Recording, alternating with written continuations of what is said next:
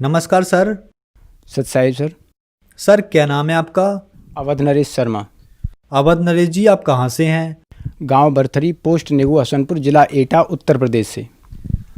अवध नरेश जी संत रामपाल जी महाराज से कब जुड़े? 26 जनवरी सन 2013। संत रामपाल जी महाराज से जुड़ने से पहले क्या आप कोई भक्ति साधना भी करते थे? जी सर। उससे पहले हम जो परंपरागत पूजाएं हैं ब्राह्मण समाज में होने के नाते वही सब किया करते थे। ब्रह्मा, विष्णु, महेश, दुर्गा, गणेश, हनुमान जी, इन सभी की मैंने अपना एक कमरा पूरा मंदिर नुमा बना रखा था। उसके अंदर सभी की फ़ोटो लगा रखी थी और वहाँ पर मैं वही पूजा किया करता था। बचपन से ही आध्यात्मिकता से जुड़े होने के नाते रामचरितमानस का पाठ भी करता था। उसके चलते क्योंकि मेरे परिवार में मेरे जन्म से पहले ही एक प्रेतबाधा प्रवेश कर गई थी। जो जलेसर वाला जैन खां बोलते हैं मियाँ, उसका बहुत बड़ा परिवार में हमारे में उसने आकर के अपना कब्जा जमा लिया था। उसने हमारे घर को तहस नहस कर दिया था, जिसके चलते मैं सोचा करता था कि मैं भगवान की भक्ति करूं तो ये शायद है संकट खत्म हो जाएगा, क्योंकि परमात्मा सब कुछ कर सकता है। उस परमात्मा की खोज में मैं इनकी सभी की साधना करता था, लेकिन वो प्रेतबाधा किसी तरह से शांत नहीं हुई और उस प्रेतबाधा ने मेरे पिताजी को पागल कर दिया। पागल करने के बाद उन्हें ख़त्म कर दिया। सन 95 में पागल होने के बाद वो मृत्यु को प्राप्त हो गए थे। अब उसके बाद उस प्रेतबाधा ने उससे पहले ही पिताजी के समय में ही हमारे ऊपर भी कब्जा किया, परिवार में बहन भाई, उसके बाद पिताजी के बाद में माताजी के ऊपर भी आने लगा वो। तो मुझे ये चिंता हुई कि ये जो है हमारे पिताजी को पागल करके मार दिया है, हो सकता है आगे चल करके तुम्हारे ऊपर भी ऐसे ही कर दे, माँ के ऊपर भी। तो और ये पागल कर दिया तो माँ के ऊपर ऐसी कंडीशन आ गई तो मैं किसको मुँह दिखाऊँगा। और मैं भक्तिभाव वाला बहुत ज़्यादा था। रामचरितमानस में एक चीज़ बोली है कि बड़े भाग्य मानुष तन पावा, सुर दुर्लभ सदग्रंथन गावा, नर्तन समनाय कवनो देही, जीव चराचर जाचत तेही। तो मैं ये कहा करता था कि हे भगवान, मनुष्य शरीर के समान कोई शरीर नहीं है और इसके लिए सभी चर और अचर सभी जीव जंतु जितने भी हैं वो इस शरीर के लिए प्रार्थना करते हैं और देवता भी इसके लिए तरसते हैं। तो इस शरीर में मैं तो कोई सुख देख नहीं पा रहा हूँ कि आखिर इसमें क्या सुख है। मेरे परिवार में ये तांडव मचा रहा है, ये प्रेत जो मुसलमान जैन खां जी मियाँ बोलते हैं जो भी है, वो परेशान करता था। उसके चलते मैंने सोचा कि आध्यात्मिकता से मैं ही सबसे ज़्यादा जुड़ा हुआ हूँ और ये परिवार वाले इस चीज़ को शायद है न समझ पाएंगे और ना ही भक्ति साधना करके इसको यहाँ से निकाल पाएंगे।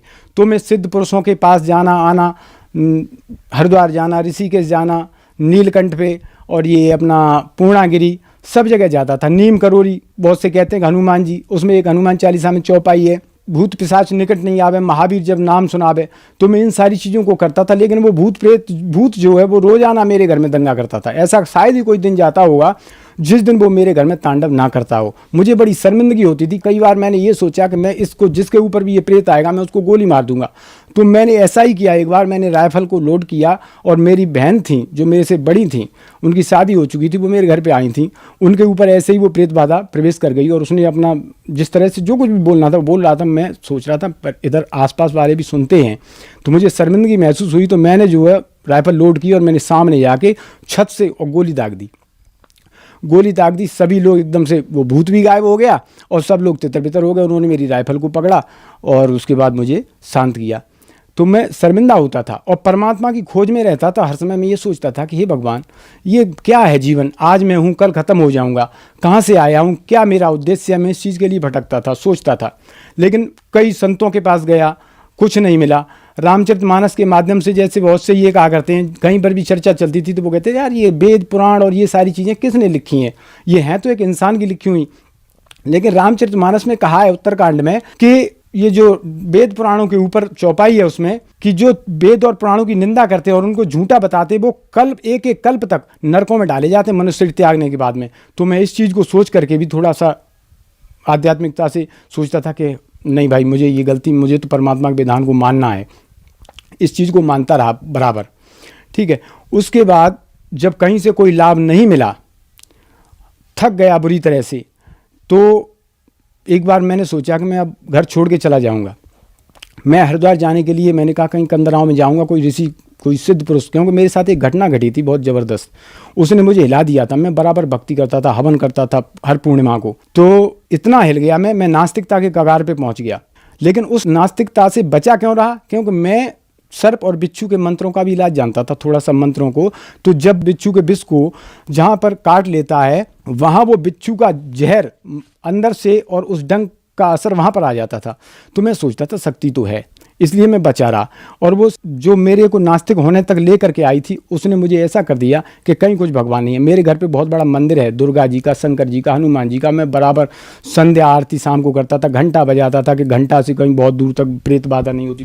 उसके चलते फिर मैं सन 2000 में गायत्री परिवार से जुड़ा। शांतिकुंज हरिद्वार से मैंने दीक्षा ली 13 वर्ष तक। सन 2013 जब तक मैं संत रामपाल जी महाराज के सानिध्य में नहीं गया तब तक मैं गायत्री साधना करता रहा और इस सारी चीज़ से परेशान रहा। तो मैंने सोचा, अपनी दुकान पे ही ऐसे ही खड़ा था, उसके बाद नीचे आया तो वहाँ पर हमारे एक आसपास के गांव पड़ता है, वहाँ के एक बुजुर्ग थे, वो हरियाणा से लौट कर के गए थे।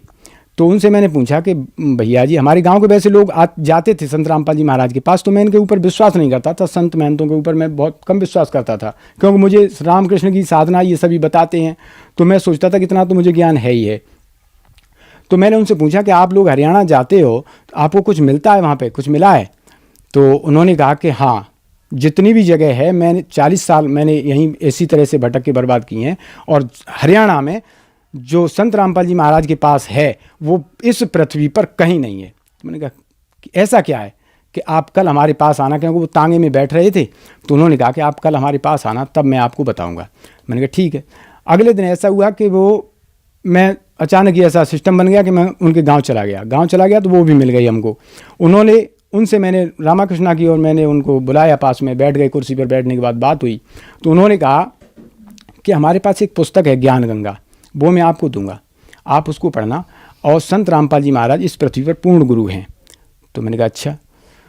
तो उन्होंने फिर उसके बाद मुझे ज्ञान गंगा पुस्तक दी। ज्ञान गंगा पुस्तक देने के बाद जब मैंने उस पुस्तक को घर पर आकर के देखा, उस पुस्तक को पढ़ा, तो उसमें सारे प्रमाण ऊपर से नीचे तक, गीता जी से, वेदों से, और साक्षी जो आदरणीय नानक जी, कबीर परमेश्वर के साक्षी, ये सारी चीज़ें देखी मैंने। तो मैं हिल गया। मैंने कहा ओहो, संस्कृत को मैं अच्छी तरह जानता था, गीता जी का पाठ करता था। तो गीता जी में मैंने तुरंत ही गीता जी को उठाया और मैंने उसमें मिलान किया। तो उसमें जो लिखा हुआ था गीता जी में, गीता अध्याय 7 का श्लोक 24 और 25, उसमें लिखा था कि अव्यक्तम व्यक्तिम आपन्नम मन्यते मामा बुद्धया परम भावम न जानन्तु ममा वय मनुत्तमम नाहम प्रकाश है सर्वस्व योग माया समावृत है मूढ़ा ना विजानात लोक माम जिमव्ययम। कि मैं अपनी सिद्धि शक्ति से, भक्ति की शक्ति से छुपा रहता हूँ और मैं किसी के समक्ष प्रकट नहीं होता। तो मैंने सोचा कि ये प्रकट नहीं होता, छुपा रहता, ये कौन है? उसके बाद सारी चीज़ें सृष्टि रचना पड़ी, फिर मैंने उसको पूरी तरह से पढ़ा, मैं हिल गया। मैंने कहा ये पूरा ज्ञान एकदम सटीक और सत्य है। तो मैं उस ज्ञान गंगा पुस्तक को पढ़ने के बाद आश्रम गया और 26 जनवरी सन 2013 को मैंने नामदान लिया, संत रामपाल जी महाराज से नाम उपदेश लिया। सर, संत रामपाल जी महाराज से नाम दीक्षा लेने के बाद आपको लाभ भी प्राप्त हुए? जी भगत जी, सबसे बड़ा हमें लाभ जो मिला वो आध्यात्मिक लाभ मिला कि मैं जहाँ भटक रहा था वो लाभ मुझे, एक तो पूर्ण परमात्मा की प्राप्ति हुई। दूसरा लाभ ये है कि मेरा मकान जो बना हुआ था, जर्जर था, 2 मंजिल का वेसक बना हुआ था, वो पूरी तरह से बन गया परमात्मा की दया से ही। मेरे पास इतना पैसा नहीं था कि मैं उसको बना सकता था। हमारे एक भगत जी हैं जो सुभाष भगत जी, उनके माध्यम से वो परमात्मा ने सारी व्यवस्था करा दी। उसके बाद में ये चमत्कार एक और हुआ, ये परमात्मा चमत्कार करते हैं जो कि उस मकान को जब हम खसा रहे थे तो वो छत के ऊपर हम सभी घूमे, सारे काम किए। उसके नीचे आकर के जब हम बैठ गए और बैठने के बाद हमने उसके नीचे चाय और बिस्कुट जो भी लेना था वो भी किया। मजदूर भी थे उसके नीचे, हमारे बच्चे भी थे, जो हम 7 कैंडिडेट हम उसके नीचे बैठे रहे। और जैसे ही हम लोग उससे बाहर निकले और एकदम से वो छत नीचे गिर गई, और छत ऐसे गिरी कि जहाँ पर मैं ईंटों को उठा रहा था उसके ठीक पीछे पिलर था, और वो पिलर पूरी तरह से झुक गया मेरे ऊपर, और वो मेरे ऊपर अगर गिर जाता तो मैं मर जाता। और छत के नीचे भी सभी थे, धूल उड़ गई एकदम से, सभी ने कहा कि ये सब दब के ख़त्म हो गए। मैंने भी सोचा कि हो सकता है ये सभी खत्म हो गए, लेकिन मुझे पता था कि परमात्मा की शरण में है, हमारे साथ ऐसा नहीं हो सकता, अनहोनी नहीं हो सकती। परमात्मा संत रामपाल जी महाराज, उनकी दया से ही हमारा हादसा टला। कई जगह मौत से परमात्मा ने मुझे मौत के मुँह से बचाया है। उसके बाद अभी का एक चमत्कार और है भगत जी, हमारे परिवार में सभी अनुपदेशी थे। जब बरवाला का कांड हुआ था उसके बाद वो परमात्मा के बारे में थोड़ा अभद्रता भी देते थे, और उनके ऊपर मैं तो जिस दिन से परमात्मा की शरण में गया बरवाला में, मैंने भक्ति और मुक्ति की भीख मांगी थी मैंने कुछ नहीं मांगा था। जब मैं वहाँ से आया उस दिन से लेकर के आज तक मेरी माँ के ऊपर कोई चक्कर नहीं हुआ किसी तरह का, मेरे ऊपर कोई नहीं हुआ, परिवार पूरी तरह से सुखी हो गया। अब जो हमारे भाई थे वो उस प्रेत बाधा से पीड़ित हुए। उसके बाद जब उनके घर में तांडव हुआ, भक्तों के पास भी भटके, सब काम किए, लेकिन लास्ट में संत रामपाल जी महाराज की शरण में आने के बाद ही उनकी जीवन रक्षा हुई है। अभी हमसे बड़े वाले जो भाई हैं जिन्होंने नाम लिया, 2 बार उनको मरने के बाद भी परमात्मा ने जीवन दान दिया है पूरी तरह से। उनके फेफड़े गल गए थे, सभी डॉक्टरों ने मना कर दिया था। कानपुर से वापस आ गए थे, हम दिल्ली लेके जा रहे थे, हमने सोचा कि एटा में शैलेंद्र जैन को दिखा लेते हैं, तो उन्होंने शाम को ये बोल दिया कि आप कहीं पर भी जाओगे बर्बाद हो जाओगे, इनके अंदर कुछ भी नहीं रहा है। मैंने खुद कंप्यूटर पे उनके सामने बैठ करके देखा और उन्होंने दिखाया कि इनका सारा सिस्टम खत्म हो चुका है। जितनी सांस इनके अंदर डाल दी है उससे ज़्यादा कोई माई का लाल इनको दे नहीं सकता, परमात्मा ने जो डाल दिया है। फेफड़े उनके गल गए थे, सांस की बीमारी थी उनको, उसके चलते उनके फेफड़े खराब हो गए थे। उन्होंने फिर संत रामपाल जी महाराज से नाम दीक्षा ली और उसके बाद वो आज पूरी तरह से स्वस्थ हैं। लाभ तो बहुत सारे हैं भगत जी, अगर मैं बताने लग जाऊंगा तो पूरा दिन निकल जाएगा, लेकिन लाभ पूरे नहीं होंगे। परमात्मा तो सारे लाभ ही लाभ देते हैं। जब तक कनेक्टिविटी नहीं जुड़ी थी तब तक तो हम भटक रहे थे, लेकिन अब सारे लाभ हैं, आर्थिक मानसिक हर तरह के लाभ हैं। परमात्मा से जो भी है वो परमात्मा देते हैं। सर, संत रामपाल जी महाराज से नाम दीक्षा लेने से पहले आप बहुत भक्ति साधनाएं करते थे, फिर आप 13 साल तक गायत्री परिवार में रहे और वहां भी आपने भक्ति साधना की। सर, यहाँ पर एक विचारणीय विषय ये है कि जो पहले आपने भक्ति साधना की उनसे आपको कोई लाभ नहीं मिला, लेकिन संत रामपाल जी महाराज की भक्ति से ही आपको लाभ मिला, जबकि दोनों ही भक्ति थी। उसमें क्या है सर, रामचरितमानस में एक दुआ पढ़ता था जो 100वां दुआ है उत्तरकांड का, उसमें लिखा हुआ है कि श्रुति संबत हरि भक्तिपथ संयुत बिरति विवेक तेन चलय नर मोह बस कल्पय पंथ अनेक। कि जो परमात्मा को प्राप्त करने का वेद सम्मत मार्ग है, शास्त्र अनुसार जो मार्ग है परमात्मा की प्राप्ति का, लोग भ्रमित होकर के वेद ज्ञान न होने के कारण अपने तरह तरह के पंथों का विस्तार कर डालते हैं और इस तरह से वो वंचित रह जाते हैं उस चीज़ से। आज संत रामपाल जी महाराज हमको सभी धर्मों के धर्म ग्रंथों से प्रमाणित करके वो मंत्र बता रहे हैं और उसके बाद वो प्रमाणित साधना दे रहे हैं, उसकी सही विधि बता रहे हैं, जिससे सारे लाभ जो परमात्मा देता है वो परमात्मा तुरंत देना शुरू कर देता है। सभी लाभ हमको जो है इसी वजह से जो शास्त्र अनुकूल साधना संत रामपाल महाराज बताते हैं, उस भक्ति की शक्ति से सारे लाभ होते हैं। क्योंकि रामचरितमानस में कहा है कि भक्ति स्वतंत्र सकल सुख खानी बिन सत्संगन पावे प्राणी। संत पुण्य पुंज बिन मिलय न संता सत्संगत संसृत करंता। भक्ति जो है वो सभी सुखों की खान है, लेकिन हम उस समय शास्त्र विरुद्ध साधना कर रहे थे जिस समय कोई सुख प्राप्त नहीं हो रहा था। आज वो सारे के सारे सुख जो भक्ति से मिलते हैं वो सारे सुख संत रामपाल जी महाराज के द्वारा दी हुई शास्त्र अनुकूल साधना से हमें सारे सुख प्राप्त हो रहे हैं। सर, जो दर्शक आज आपको देख रहे हैं, खास करके गायत्री परिवार वालों के लिए आप क्या कहना चाहेंगे? मैं सर उनसे हाथ जोड़ करके विनम्र निवेदन यही करना चाहता हूँ, जितने भी जो भी संत महंत मंडलेश्वरों से जहाँ पर भी जुड़े हुए हैं, गायत्री परिवार वालों से, अपने परिवार वालों से जो आपके चैनल के माध्यम से हमें देख रहे हैं, मैं सभी से ये कहना चाहता हूँ, इस ब्रह्मांड में संत रामपाल जी महाराज के अतिरिक्त कोई भी पूर्ण गुरु नहीं है जो आपको सत भक्ति दे करके आपको यहाँ सुख दे सके और पूर्ण मोक्ष करा सके। आप सभी भ्रमित हैं, इस ज्ञान को सुने समझें और अपना कल्याण कराएं, क्योंकि कल्याण के लिए सिर्फ हर युग में पूर्ण संत एक ही होता है, तरह तरह के गुरु नहीं होते। और इन सभी नकली गुरुओं ने ये मानव समाज पूरी तरह से भ्रमित कर दिया है, इस वजह से ये भोले श्रद्धालु धक्के खाते घूम रहे हैं। लेकिन संत रामपाल जी महाराज के पास वो साधना है जिससे सारे विकार दूर हो जाएंगे, सारे सुख मिलेंगे और पूर्ण मोक्ष भी मिलेगा। सर, काफी दर्शक ऐसे हैं जिनको रोग हैं, किसी को नशा छुड़वाना है या किसी को सुख प्राप्त करना है, उनको क्या करना होगा? सर, उन्हें कुछ नहीं करना है, संत रामपाल जी महाराज से वो सद्भक्ति प्राप्त करनी है। नाम लेकर के भक्ति करें।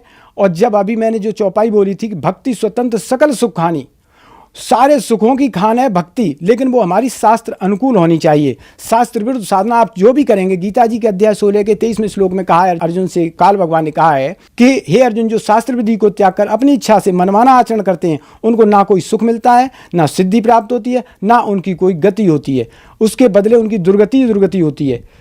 सर, संत रामपाल जी महाराज से नाम दीक्षा कैसे प्राप्त की जा सकती है? सर, आज संत रामपाल जी महाराज ने इतनी दया कर रखी है कि बहुत सारे चैनलों पे ज्ञान आ रहा है संत रामपाल जी महाराज का, और सभी चैनलों पे नीचे पीले रंग की पट्टी चल रही है जिसमें फ़ोन नंबर दिए हैं।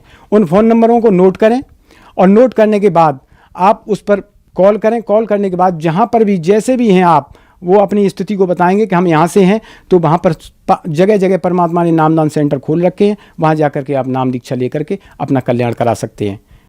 सर बहुत बहुत धन्यवाद आपका। सत साहेब।